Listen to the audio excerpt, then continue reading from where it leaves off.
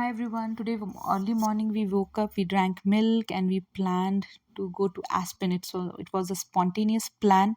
So Aspen is a town which is very close to our Grand Junction. It is just 2 hours drive. So it's early morning right now. So probably we'll reach there by say 9:30 or 10, right? So once we reach there, we are thinking of taking breakfast there. Right now we are just having milk. We'll take breakfast there and then we'll think that how we can do skiing, and then we are planning to return back today itself by evening. So yeah, let's go to Aspen and see this is my apartment. So each apartment has another common door which prevents any outsider stranger to come inside the apartment, and it also prevents the cold breeze, because that also you have to keep in mind, because Colorado is a very cold state. So, and it's a lot of breeze that comes inside, so this door also prevents that. So this is a two-storied apartment, first floor and second floor. And just not like Europe or Asia where we say ground floor and first floor. In America we don't use the word ground floor, we only have first floor and second floor. This is my car, and this is our parking lot where we need to park the car. So today I'll be driving, and let's.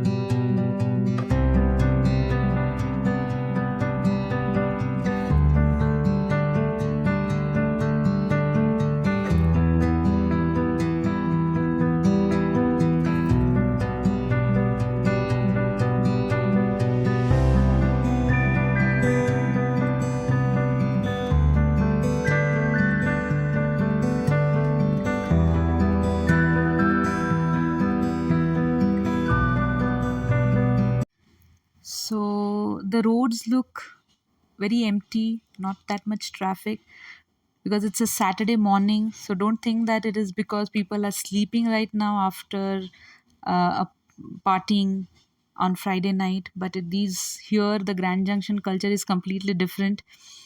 People are less here because they woke up at 5 o'clock. Now they are either cycling, or they have gone for hiking, or they have gone for fishing. So that kind of lifestyle they have here.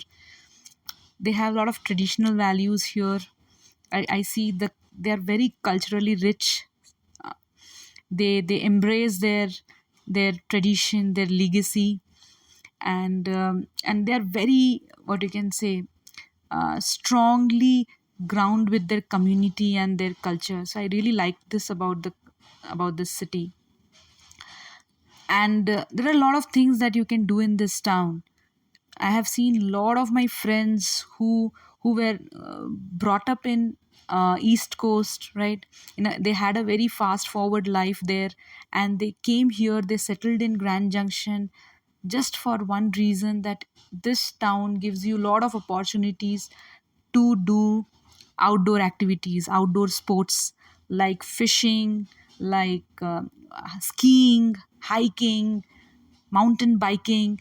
So there is a lot of opportunities that this city gives you, and that is making this town very expensive as well, because um, many people after retirement, they tend to settle here.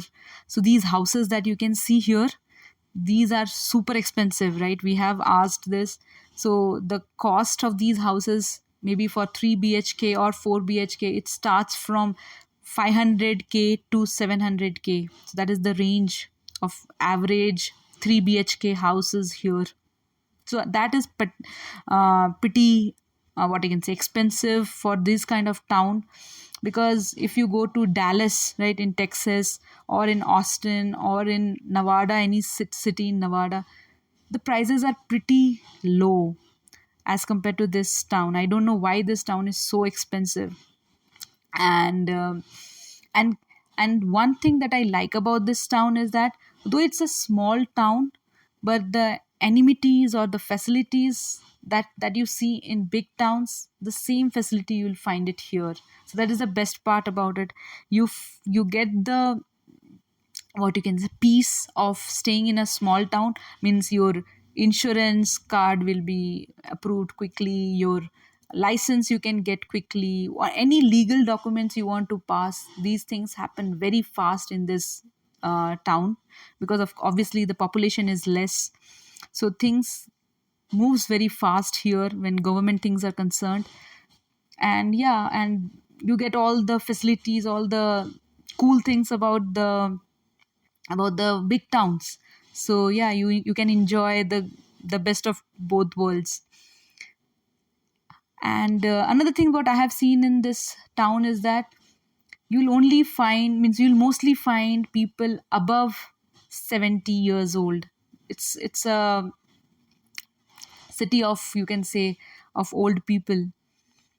So maybe because they earn somewhere else, some other state, and they tend to save money, and then they buy the house, they come to Grand Junction and buy the house. So that's why the houses cost have gone up in past 3 4 years. And um, and yeah, so your outdoor activities keeps you busy, keeps you healthy. And can you see this mountain in front of me? This is Garfield Mountain, right? It is named after United States 20th President James Garfield. So it's a huge mountain. From here, it is not appearing that huge, but as we go closer to that, you'll understand it's huge. Its elevation is 7,000 kilometers, and and and there are two trails for this. If you want to go to the summit, you have two different trails, and you have a parking lot behind, right? So on Saturday Sunday you will see a lot of people coming with their family just to enjoy the scenic of the town from this mountain, because this mountain is a landmark for Grand Junction. If you go to the summit, from that summit this town looks so beautiful, especially if you go at the evening time, just means at the time of dusk. So once we went close to this mountain, we saw the texture of the mountain. It was so sandy. That's why it is also called as Book Cliff. Book Cliff means desert mountain. So if you see the pattern on the, just push the camera there, can you see the pattern on the mountain? It is just appearing like a sand. So but it is not that soft or fragile. If you, it has become a very rocky kind of texture. The entire mountain is like that. And what surprises me about Grand Junction, and especially you can say Colorado, that there are number of mountains, but the constitution or the structure of each mountain is very different from its adjacent mountain. So one mountain, suppose it is made up of sand, right? It's very fine sand constituted. But just adjacent to that, you'll find another mountain which is completely made up of hard rocks. So I don't know why this difference is there in these mountains, though, because what generally we have seen, a particular area will always have similar kind of chemical constitution, similar kind of color of the rock, similar kind of texture. But here it's not same. This kind of texture that you're seeing in front of me, the same you will find till Utah. Utah is the next state. So same this kind of texture you'll find in Utah. And just see the mountain which is in front of us. There again the texture is different. It is sharp edged. There it was very smooth curves, right? It was like a wave. Now we are going inside the tunnel. I love going inside the tunnel. And the good thing is that if you're staying in Colorado, you will get lot of tunnels, and this was pretty short tunnel. I have been in tunnels which go for almost 1 mile, and it looks so beautiful, especially at night time. It looks superb.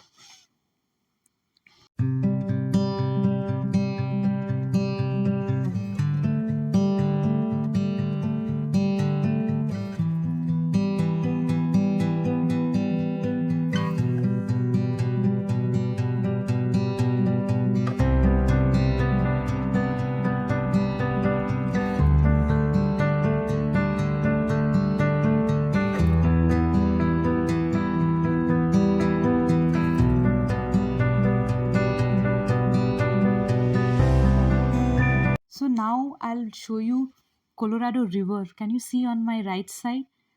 Here, this Colorado River, it starts from central Colorado. Just see the crystal clear water, and it goes towards Utah, means at the southwest part of the country, and then it again drops down to the southern part. It crosses, it touches the Nevada and Arizona border, and then goes into Mexico. So, just I'm trying to show the close up view of the river. It's free flowing, crystal clear water. And I was reading about this river, Colorado River. It provides water to 40 million people. This single river provides water to 40 million people. So beautiful. And though this is not a very safe place for me to stand, because these fences have been created because we have lot of mountain lions in this area, so that's why they have kept the, so it's better for me also to get inside the car. Let's go inside the car.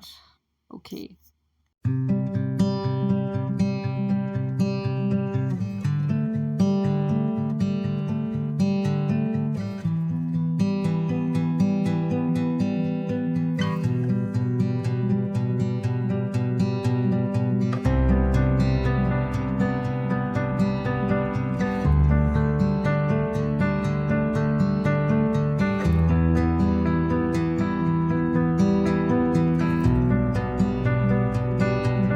Now we have entered Glenwood Spring.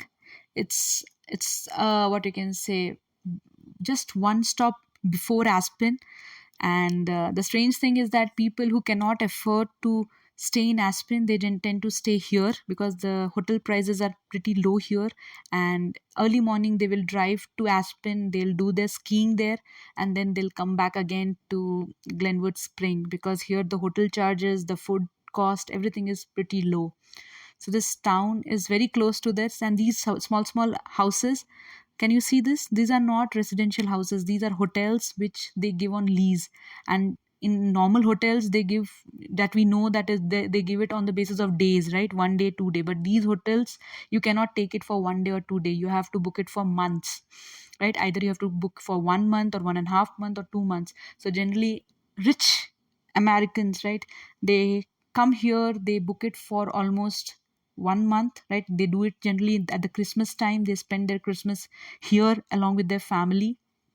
And they, every morning they go to Aspen, they do skiing, and then they come back here again. So this is the type of life many people have, who are very much into outdoor sports, right, who love skiing. They will book this.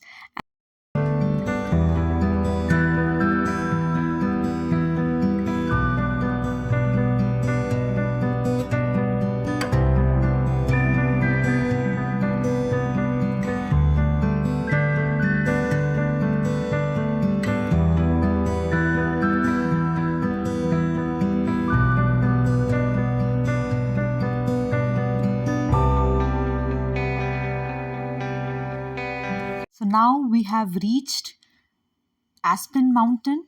It's one of the most famous resort in Colorado for skiing and for trekking. So it's winter right now, so you can just see the crowd.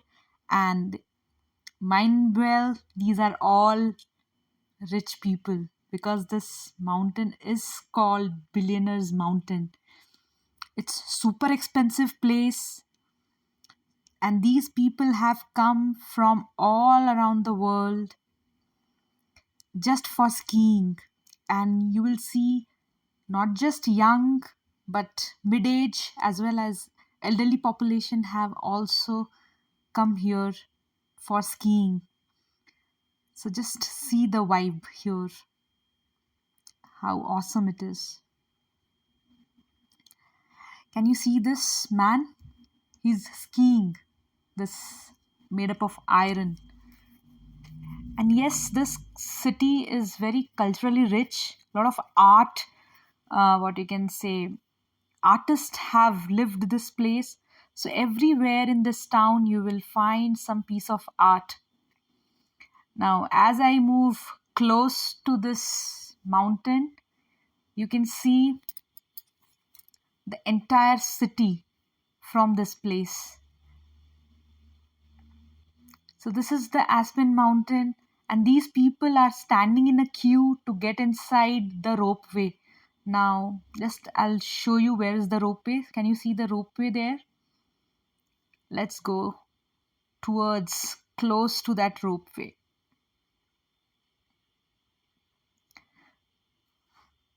So this is the ropeway, and yes, after you do skiing, you can come here, relax, have your lunch, brunch, whatever with your family. And here I would like to stop. Can you see four clocks there? It's not clock. Actually, these are four different, what you can say, parameters which you can see, like the barometer pressure at summit means at the top where you have to start skiing. So anybody who is planning to go at the top, at the summit, he or she should know what's the temperature there, what's the pressure there, what is the speed of the wind. So all those message you can see in this, all those what you can say, weather forecast you can see in these four clocks. The first one is talking about the barometer pressure. The second one is talking about the speed of the wind, because you know that if you're skiing in the mountain, in the ice mountain, then the wind, the direction of wind, the speed of wind will also determine your path while skiing. Then the next one is temperature at the summit. So generally it is minus almost 10 to 15 degree Fahrenheit when you are at the summit. So that is the temperature difference that you have to keep in mind when you are going towards the summit. And the last, it is the clock. So what's the time? So that is universal. So yeah, so these four things is talking about that. Now let's move forward. So here you can see these ropeway, they're box like. So it's very safe. You have to get inside, and then that will take you to the summit, and from summit you will take your ski board and you will come down, right? This needs a lot of practice. Almost you have to spend 1 or 2 winter break in learning this skiing, because it looks like it's very easy, but it's not. So I have a lot of friends who have got serious injuries doing this.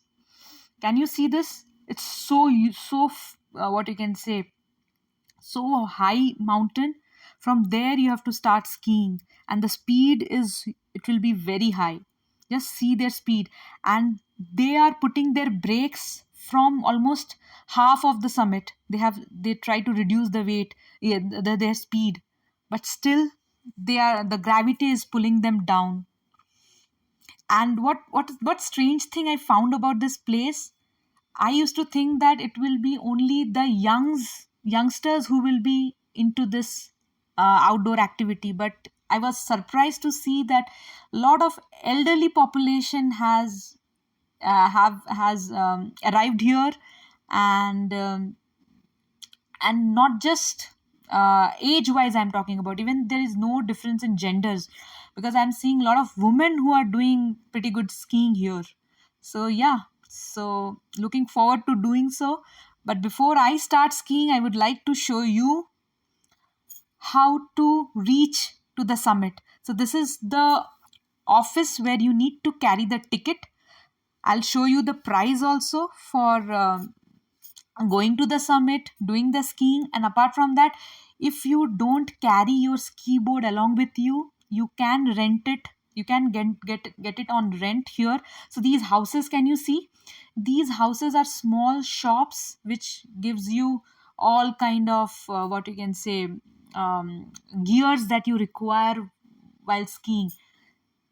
So now let's go to the next part or second half of this resort. This is entire resort, and can you see those houses? These are super expensive houses. Though these people, they're staying here and their cost is somewhere around 300 to 1200 dollars per night. So it's super expensive, and they don't generally give it for day, for 1 day or 2 day. You have to book it for entire month. So I told you it's a very expensive place. All billionaires and millionaires, they tend to come here. It's not, so we are completely not Aspen material, right? We cannot afford these houses.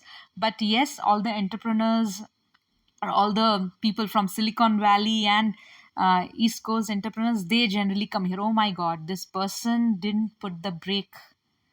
He was actually going to come on me. He was also a little scared, I think so.